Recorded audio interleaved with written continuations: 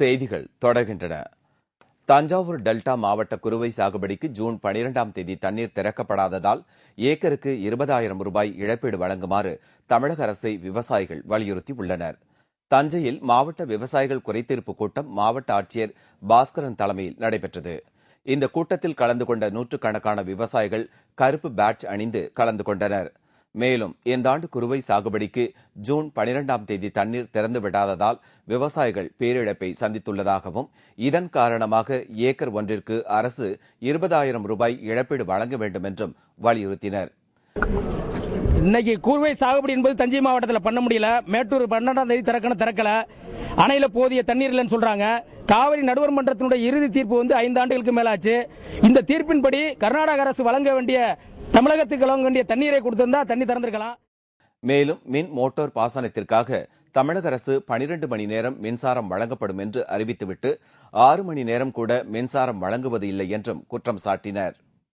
சேலம் அருகே ரவுடி ஒருவன் அடித்து கொலை செய்யப்பட்ட வழக்கில் 4 பேருக்கு ஆயுள் தண்டனை விதித்து நீதிமன்றம் தீர்ப்பு வழங்கியுள்ளது. சேலம் மாவட்டம் இளம்பிள்ளையைச் சேர்ந்தவர் சித்தன்.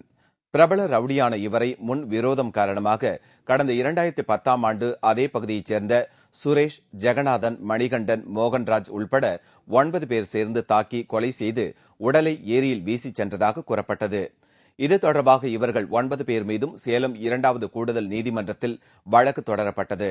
வழக்கை விசாரித்த நீதிபதி சந்திரசேகரன் குற்றம் சாட்டப்பட்ட சுரேஷ், ஜெகநாதன், மணிகண்டன், மோகன்ராஜ் ஆகியோருக்கு ஆயுள் தண்டனையும் தலா 2,000 ரூபாய் அபராதமும் விதித்து தீர்ப்பு கூறினார்.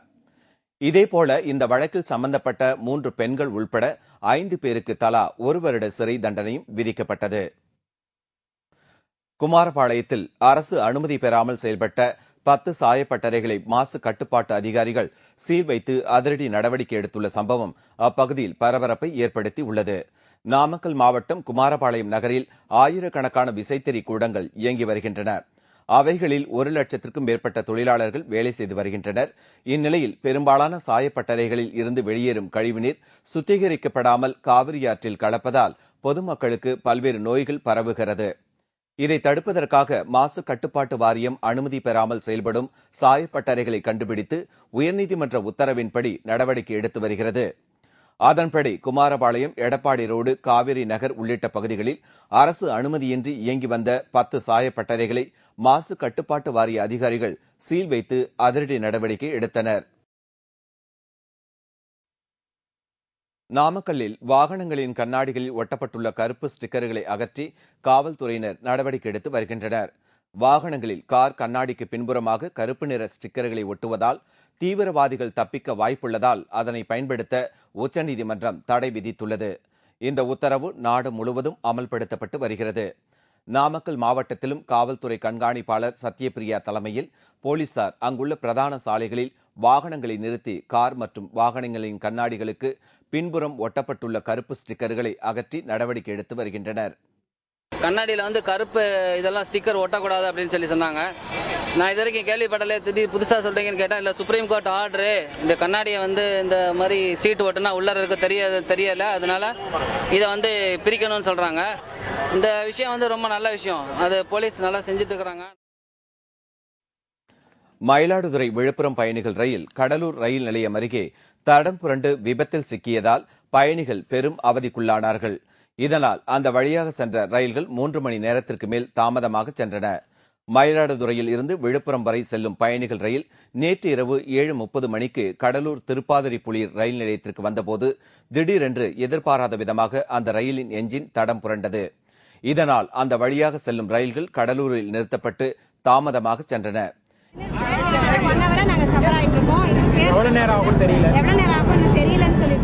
இதனிடையே விபத்து நடந்த இடத்தில் மீட்பு பணிகள் மேற்கொள்ளப்பட்டு மீண்டும் போக்குவரத்து சரி செய்யப்பட்டது. இந்த ரயில் விபத்து காரணமாக சென்னை திருச்செந்தூர் விரைவு ரயில் கடலூரில் சுமார் 4 மணி நேரம் நிறுத்தப்பட்டது குறிப்பிடத்தக்கது. நெல்லை மாவட்டம் ராதாபுரம் சட்டமன்ற தொகுதி தேமுதிக சட்டமன்ற உறுப்பினர் மைக்கேல் ராயப்பன் தனது தொகுதியில் குடிநீர் தட்டுப்பாட்டை தீர்ப்பதற்காக 10 லட்சம் ரூபாய் நிதியை ஒதுக்கீடு செய்துள்ளார். ராதாபுரம் தொகுதி ஆவரைக்குளம் ஊராட்சியில் குடிநீர் பிரச்சினை தீர்ப்பதற்காக நடைபெற்ற கலந்தாலோசனை கூட்டத்தில் ஊராட்சி மன்ற உறுப்பினர்கள் தங்கள் பகுதியில் உள்ள குடிநீர் பிரச்சினையை தீர்க்கும்படி தேமுதிக சட்டமன்ற உறுப்பினர் மைக்கேல் ராயப்பனிடம் கோரிக்கை விடுத்திருந்தனர். இந்த கோரிக்கையை ஏற்றுக்கொண்ட மைக்கேல் ராயப்பன் ஆவரைக்குளம் ஊராட்சியில் குடிநீர் பிரச்சினை தீர்ப்பதற்காக தனது தொகுதி மேம்பாட்டு நிதியிலிருந்து 10 லட்சம் ரூபாய் நிதியை ஒதுக்கீடு செய்வதாக அறிவித்துள்ளார். நெல்லை மாவட்டம் அம்பாசமுத்திரம் நீதிமன்றத்தில் பொதுமக்கள் நலன் கருதி தகவல் மையம் திறக்கப்பட்டுள்ளது. தமிழகத்திலேயே முதன் முறையாக அமைக்கப்பட்டுள்ள இந்த தகவல் மையத்தை மாவட்ட முதன்மை நீதிபதி ஜே.வி. ராஜ் திறந்து வைத்தார். விழாவில் மாவட்ட உரிமையியல் நீதிபதி ராஜலட்சுமி, குற்றவியல் நடுவர் நீதிபதி தனம் மற்றும் ஏராளமான வழக்கறிஞர்கள் பங்கேற்றனர். இந்த தகவல் மையம் பொதுமக்களுக்கு பெரிதும் உதவியாக இருக்கும் என்று வழக்கறிஞர்கள் தெரிவித்தனர். இந்த கணினி சேவை மன்றம் திறக்கப்பட்டது. இதன் மூலம் ஏழை எளிய மக்களுக்கு உடனடியாக வாய்தா விவரங்கள் நேரடியாக தெரிய வரும். இதுக்கு யாரையும் தேட வேண்டாம், கஷ்டப்பட வேண்டாம்.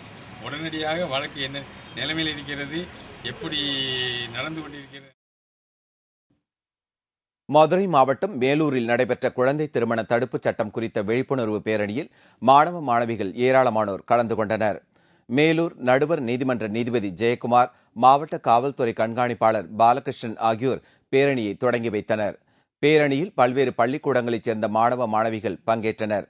கூட்டத்தில் பேசிய மாவட்ட காவல்துறை கண்காணிப்பாளர் பாலகிருஷ்ணன், 18 வயது நிரம்பாத பெண்ணிற்கும் 21 வயது பூர்த்தியாகாத ஆணுக்கும் திருமணம் செய்து வைப்பது சட்டப்படி குற்றம் என்றும், இதுபற்றி சம்பந்தப்பட்டவர்கள் காவல்துறையினருக்கு தகவல் தெரிவிக்காமல் மறைத்தால் கடும் நடவடிக்கை எடுக்கப்படும் என்றும் எச்சரிக்கை விடுத்தார்.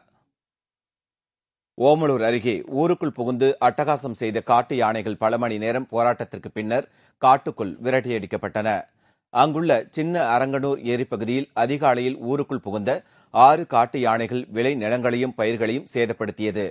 இதனையடுத்து அங்கு திரண்ட கிராம மக்கள் யானை கூட்டத்தை பல மணி நேரம் போராடி காட்டுப்பகுதிக்குள் விரட்டியடித்தனர். தருமபுரி மாவட்டத்திலிருந்து சேலம் மாவட்டத்திற்குள் உள்ள பட்டா நிலத்திற்குள் 6 யானைகள் நுழைந்து விட்டன. திரும்பி காட்டுக்குள் அனுப்புவதற்கு நாங்கள் நடவடிக்கை எடுத்துக்கொண்டிருக்கிறோம். இதேபோல் கூடலூர் அருகே ஊருக்குள் புகுந்த காட்டு யானை மர்மமான முறையில் உயிரிழந்துள்ள சம்பவம் குறித்து வனத்துறை அதிகாரிகள் விசாரணை நடத்தி வருகின்றனர்.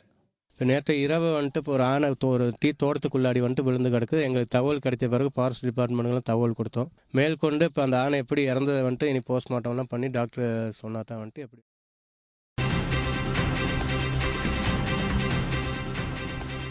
யூரோ கால்பந்து போட்டி கிரீஸை வீழ்த்தி அரையிறுதிக்குள் நுழைந்தது ஜெர்மனி. விவரம் இடைவேளைக்கு பிறகு.